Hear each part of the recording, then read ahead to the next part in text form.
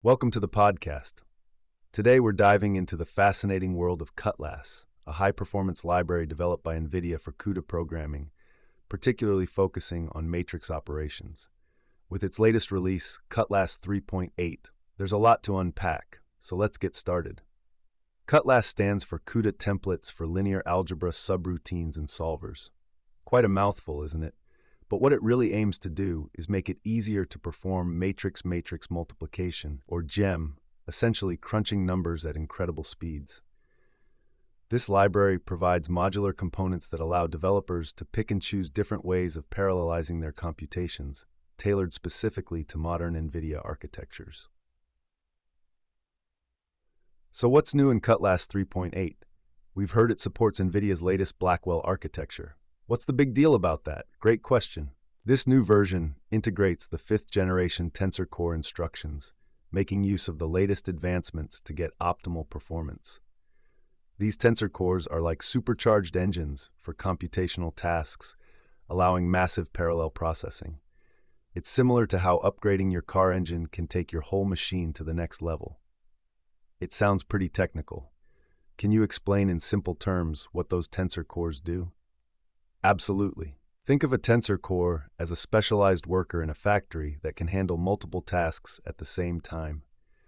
Traditional processors might do one thing at a time, but tensor cores allow for simultaneous processing of floating-point operations, which drastically speeds up tasks like machine learning and data processing.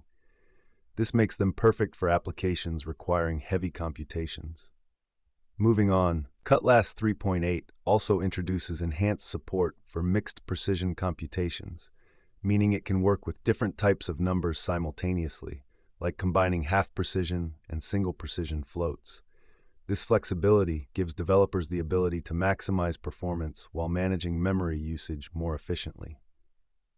They must have done a lot of work to support so many data types, right? Exactly. Cutlass is built to handle various data formats from traditional FP32 and FP16 to the more niche E4M3 and E5M2 formats, which are specifically optimized for certain calculations. This means developers can fine-tune their applications based on the requirements of their workloads. Now let's talk about performance. In the world of computational libraries, efficiency is key. Cutlass is designed to extract maximum performance out of NVIDIA GPUs. You might be wondering, how does that actually translate in the real world? How do they measure performance in something like Cutlass? Great question. They compare the performance of operations using various data types and assess how close they come to the theoretical peak performance of the hardware. For instance, when running GEM on a Blackwell architecture GPU, Cutlass can achieve nearly optimal throughput rates. It's like scoring a touchdown in every play of a football game. Before we wrap up, I want to touch briefly on something called Qt, introduced in Cutlass 3.0. It's quite innovative. Qt abstracts the complexity of working with tensors and layouts, so developers can focus on the logic of their code. That sounds like it would save a lot of time. Are there any usage examples? Definitely. There are plenty of examples showing how to implement various computations.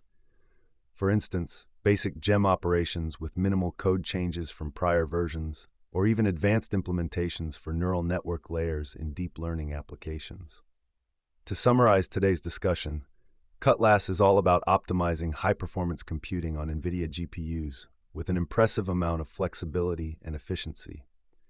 The new features in version 3.8, particularly with Blackwell architecture support, enhance its already robust capabilities. If you're